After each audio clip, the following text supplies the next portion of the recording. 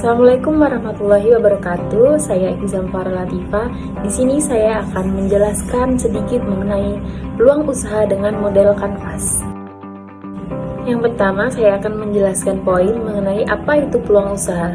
Peluang usaha dapat diartikan sebagai kesempatan yang dicari oleh seseorang ataupun kelompok yang berniat mendirikan sebuah bisnis untuk mencapai tujuan utamanya, yakni meraih keuntungan.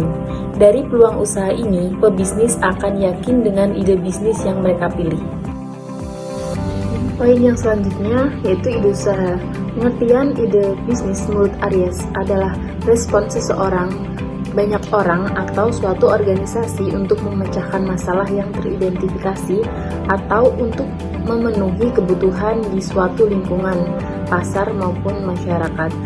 Mencari sebuah ide bisnis yang bagus adalah langkah awal untuk mengubah keinginan dan kreativitas pengusaha menjadi peluang usaha atau bisnis. Selanjutnya, apa itu bisnis model kanvas? Bisnis model kanvas atau BMC merupakan kerangka kerja yang dikenal banyak untuk mendefinisikan model bisnis.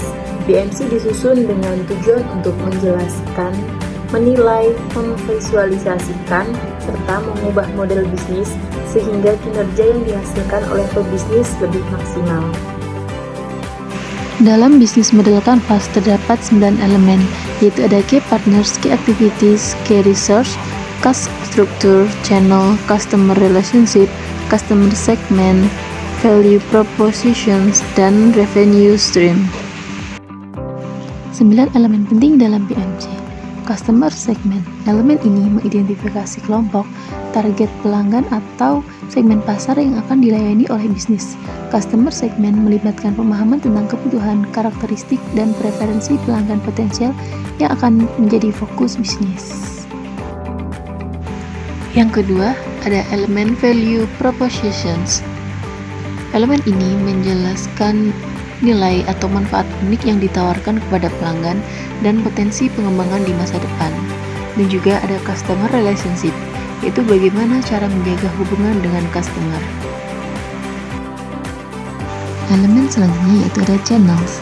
Elemen ini mengharuskan kamu menentukan saluran komunikasi atau cara distribusi yang digunakan untuk mengantarkan produk kepada pelanggan. Dan juga key research. Elemen ini mencakup sumber daya seperti aset fisik, keuangan, manusia, atau intelektual yang diperlukan untuk menjalankan bisnis.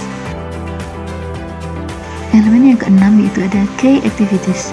Elemen ini menggambarkan kegiatan-kegiatan utama yang harus dilakukan oleh bisnis untuk menghasilkan, mengirim, dan menjaga nilai kepada pelanggan. Elemen yang ketujuh ada key partnership. Elemen ini mengharuskan kamu mengidentifikasi mitra atau pihak ketiga yang dapat diajak bekerja sama dengan bisnis untuk mencapai tujuan bersama dan memberikan nilai tambahan. Elemen yang ke-8 yaitu ada cost structure. Elemen ini mengharuskan kamu menentukan struktur biaya yang terkait dengan menjalankan bisnis kamu. Struktur biaya ini mencakup semua biaya operasional, biaya pengembangan produk, biaya pemasaran, biaya distribusi, dan biaya lainnya yang terkait dengan operasi bisnis. Dan yang terakhir ada revenue stream. Elemen ini mengidentifikasi cara-cara di mana bisnismu menghasilkan pendapatan.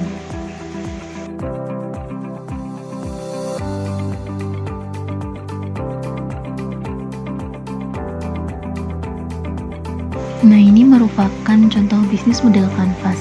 Untuk key partners atau pihak yang akan diajak bekerja sama yaitu satu outlet di tempat yang strategis dan minimarket atau tempat oleh-oleh. Untuk key activities atau kegiatan yang akan dilakukan yaitu promosi produk dan update produk di media sosial.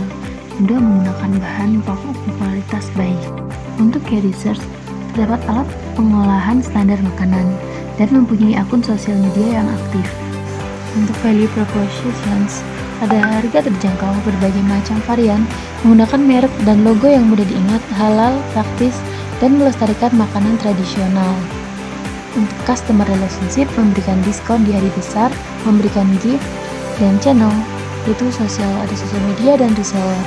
Customer segment, mahasiswa, ibu rumah tangga, pelajar, pegawai kantor, anak, dan anak-anak.